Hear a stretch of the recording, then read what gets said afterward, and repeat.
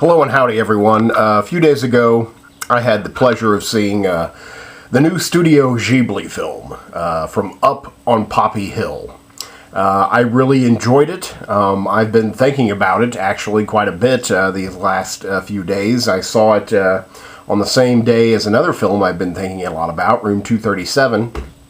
And honestly, I think I've been thinking about it, a little bit more. I don't know, it seems to be that I'm thinking more about Room 237 during the day and Poppy Hill at night for some reason, probably because it's more romantic. I thought it was very charming, very sweet, very true, and I thought it was a unique movie, especially for Studio Ghibli, and just for the, animated genre. I don't think I've ever seen a animated film quite like it. I haven't seen, many.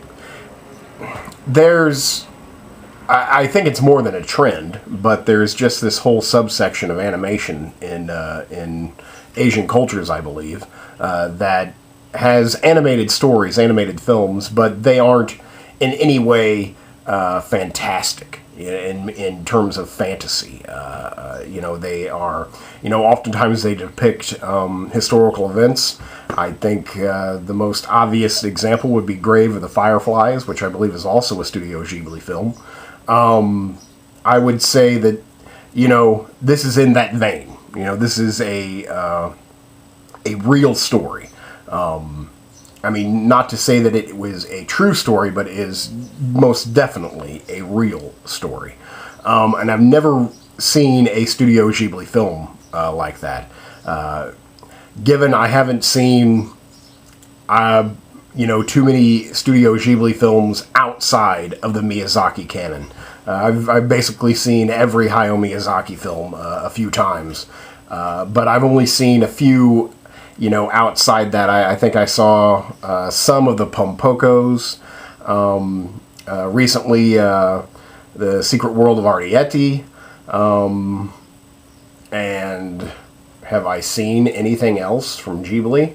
See, I don't think so. So here, Hayao Miyazaki planned this. He wrote it, he co-wrote it, produced it, which I think is what planning means. It was pretty much the first credit, and it was like planning by Hayao Miyazaki, and I don't know if that means that he does the storyboards and everyone goes off from there, or if planning just means, executive producer, ultimate idea man, if you're in trouble, just go to Hayao. It was directed by the son of Hayao Miyazaki, Goro Miyazaki. As far as I know, this is his second feature-length film. He also did Tales from Earthsea, which I did not see. I actually haven't been able to find Tales from Earthsea at all, using my ways of seeing movies. I really enjoyed this. I thought it was a little slow. It picks up. I think I didn't, say my full point. I haven't seen a Studio Ghibli film that isn't rooted in fantasy, that creates some type of alternate reality. Just something fantastic, a spectacle. Here it's just finding spectacle in the mundane and the everyday. And I still got a lot out of it, but it doesn't have that, look at me feel that all of the other Ghibli films I've seen have. It's just very quiet and unassuming, but really good. I think, since I haven't said it yet, I'm going to give it a 7. I think the only reason I don't give it an 8 is because there's nothing driving me to see it again in the theater before it leaves. And that's definitely an 8 for me. I try and see all 8s in the theater at least twice, and I don't really have a tremendous desire to see this in the theater again. I definitely think I'll rent it someday just to see it again. So I think a 7 is really fair. it's about a, I guess I could say a college, a university. It seemed like, again, the story takes place, I believe it's technically a period piece. For some reason, I want to say that it takes place in the early 70s. The only reason I say that is because there were several posters for maybe the Tokyo World Fair. I can't remember where the city was, but the World Fair took place in Japan. I want to say that it said 1968 on the poster. Again, there was like a few references to that, so I was like, okay, so maybe it was either they're getting ready for the World's Fair or the World's Fair has come and gone. So, you know, I think it's somewhere late 60s, early 70s. In Japan, I guess I could call it a university or a college, higher education more than high school. One of their, again, I'm not sure what to call it other than fraternity house. One of their fraternity houses is being closed down due to something I don't really remember. Just paving the way for the new, I think, basically. And, you know, while paving the way for the new, they must demolish the old. And they don't want that to happen because a lot of people live there and a lot of good happens there. So it's basically a fraternity trying to save their house, you know, to not have it be torn down. I'd say that's the backdrop. What it's really kind of about is love. You know, it's about loss and love. It's all very adult themes while dealing with them in a easy to handle manner. And I think that's kind of what's most important about it, is that it deals with a lot of heavy topics very gently. And I think that would be perfect for a kid. You know, again, even though I'm a 34-year-old man sitting here talking about a cartoon, I can understand that this film is made for children. You know, this is not a movie made for a 34-year-old. This is a movie made for a 14-year-old. So I can very easily imagine myself to be 14, and because I haven't changed that much. And I found it very wise. There is a scene that really I haven't kind of stopped thinking about in this film. The main character is a girl. The story is told from the point of the girl. She also goes to the college or university that this fraternity house is at, and she gets wrapped up in it and trying to save it. But she's also, you know, lost her father, and she's basically the eldest child, so she's also kind of the woman of the house, or man of the house, really. While the mother is away working, she's taking care of the younger siblings, doing all the laundry, cleaning the house. It kind of reminded me of Cinderella in a way, except there was no evil stepsister. I mean, you know, maybe she was a little rude, but it did have, like, hints of Cinderella. This film is based on a graphic novel of the same name.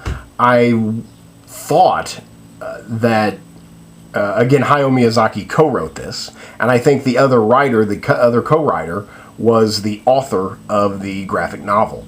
Don't hold me to that. I think I remember seeing her name twice, and I think she actually got to co-write the film.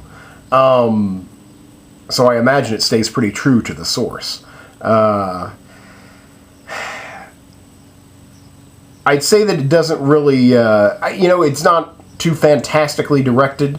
Again, Goro Miyazaki did this. It's at times just very gorgeous. You know, it looks like you're watching a moving painting, just this gorgeous, like, watercolor, but yet it looks different from other Ghibli films. There's none of that trademark, like, motion. I don't know what else to call it. No other films do it besides Ghibli films. So it's like, there's none of that. I think there's a lot of trademarks that make a Ghibli film, you know, absent here, and they're trying to do something new, trying to, you know, break a little ground, at least from what I've seen.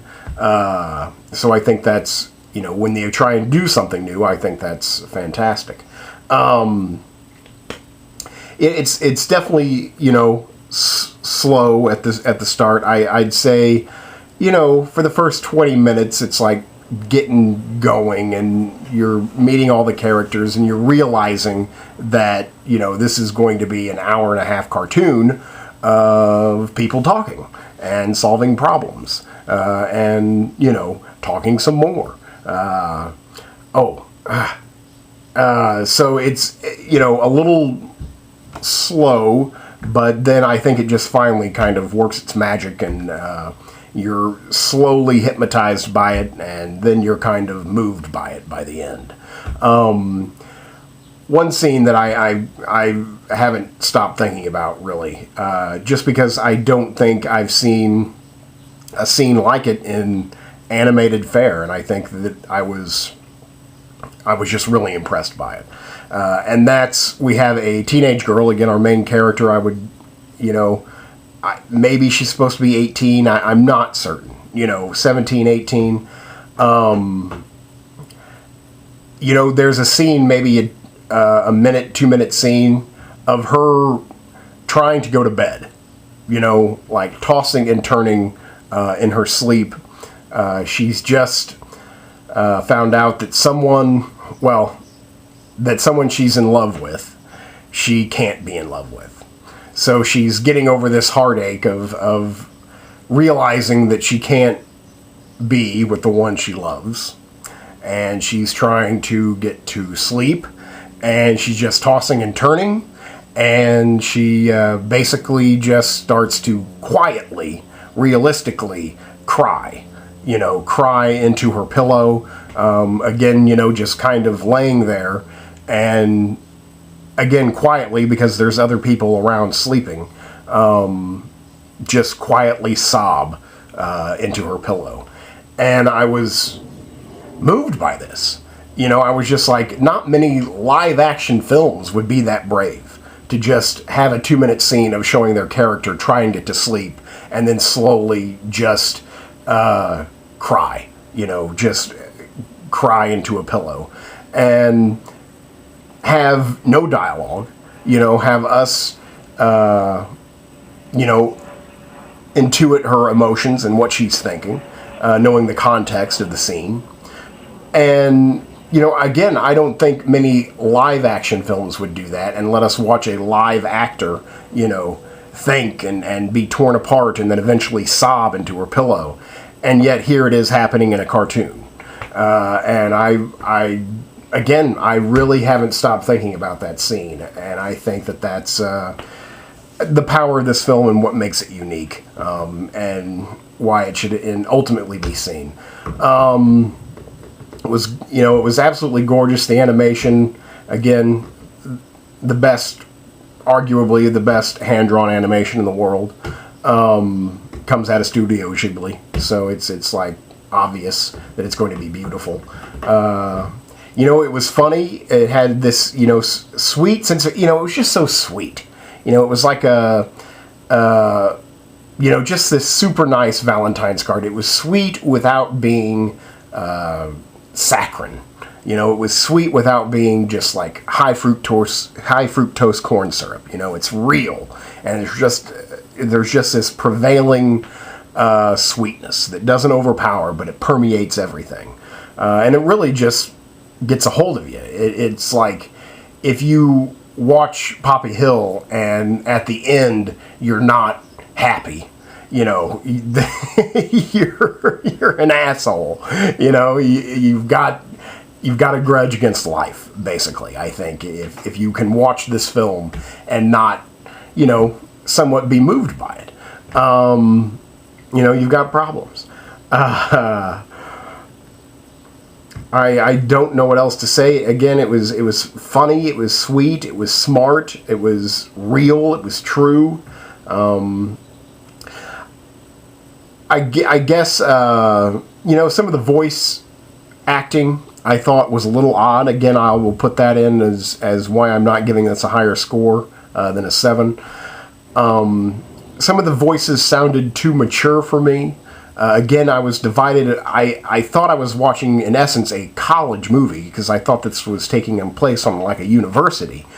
So the characters sound a little old, but they look really young. You know, they look like that, you know, Japanese anime, big eyes and possibly young and possibly thin. I guess not in Japan. But, you know, so they look young. They sounded old.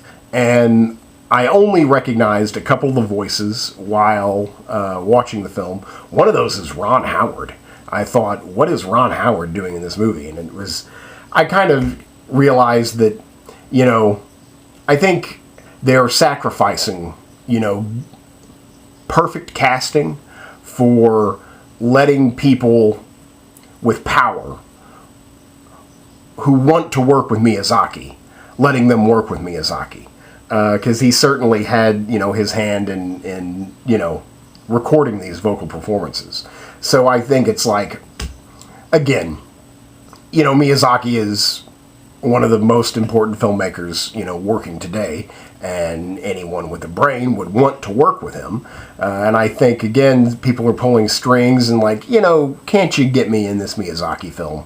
And doing that at the expense of perfect casting. Because I feel that if you have a voice like Ron Howard that is so distinct, and you're kind of swept away in this world, and then you start to hear Ron Howard talk, it, you know, for me, I'm taken out of the story and I'm like, hey, it's Ron Howard. What's Ron Howard doing here?